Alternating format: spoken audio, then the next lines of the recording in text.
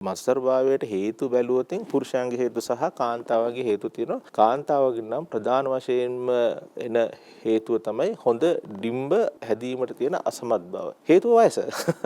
පුරුෂයෙක්ගේ නම් සාමාන්‍ය ශුක්‍රාණු නිතර හැදෙනවා. ඒ සෛල තියෙනවා. කාන්තාවකට තියෙන ඩිම්බ ටික කවදාවත් හැදෙන්නේ නැහැ. උපතින්ම තියෙන ඩිම්බ ඔය මිලියන 5ක් වගේ තියෙන ටිකක් තමයි මේ ඩිම්බ කෝෂවල තැන්පත් වෙලා තියෙන්නේ. එතකොට වැඩි බියපත් වෙච්ච ගමන් මේ ඩිම්බ ක්‍රමක්‍රමයෙන් එළියට දානවා. ඒ කියන්නේ බාංගිකරු මෙන්න දැන් ඔයාට ඩිම්බ තියෙනවා බබෙක් හදාගන්න කියලා. අපි ඒ අවස්ථාව ගන්න නැහැ. ඊට පස්සේ කාලයක් ගිහිල්ලා 30 35 පැන්නට පස්සේ අර ඩිම්බ වලින් හොඳ ඩිම්බ ගොඩාක් ගිහිල්ලා ඉවරයි. ඊට පස්සේ ඉන්නේ අර දෙවෙනි පෙළ ඩිම්බ තමයි.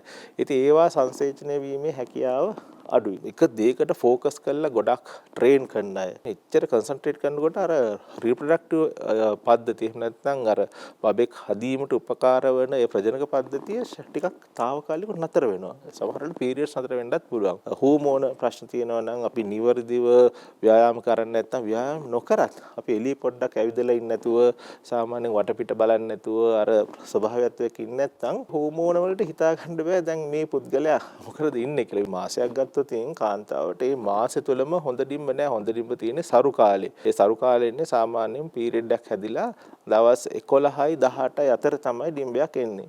ඩිම්බයක් ඇඟට આવමත් එයා ඉන්නේ දවස් 2යි නැත්නම් 3යි. ඊට පස්සේ ඒකේ ප්‍රජනන වීමේ සංසේචන වීමේ ශක්තිය අඩු වෙනවා. ඉතින් අර ඒ සරු කාලය තුල සාමාන්‍යයෙන් සම්බන්ධතාවයෙන් දවසක් හරි තිබ්බොත් තමයි කලලයක් හැදෙන ප්‍රවණතාවය හොඳට තියෙන්නේ. ගොඩක් වෙලාවට තමන්ගේ පශ්චාත් උපාධියක් නැත්නම් රසාය වෙනත් උසස් වීමක් සඳහා වෙනත් තැනකට යනවා. ප්‍රොමෝෂන් එක දෙන්නේ හැතැම්ම 50ක් 60ක් එහා පැත්තේ ස්ටේෂන් එකකට. ඒතකොට ඒක ගණ්ඩත් ඕන යන්නත් ඕන. එතකොට අපි ඉතින් අර පෞල් ජීවිතේ ප්‍රශ්න ත්‍රිවිධ හමුදාවල ඉන්න අපේ සොහිරු ගොඩක් වෙලාවට ගෙදර එන්නේ මාස දෙකකට සැරයක්. එහෙම නැත්නම් ඉතින් එහෙම වෙනකොටත් ඉතින් ස්වභාවිකවම දරුවන් ලැබීම පොඩි පරක්කුවක් වෙනවා. ඉතින් තමන්ගේ රැකියාව සහ ඒ රැකියාවල ප්‍රධානියොත් මේ අවස්ථාවේදී මානසිකව එහෙම නැත්නම් ඒ තමන් වැඩ කරන තැන්වල අයට ඒ අවශ්‍ය පහසුකම් ලබා දෙන විදිහට වැඩ කරොත් මේ ප්‍රශ්න ගොඩක් දුරට අපිට निराකරණය කරගන්න පුළුවන්.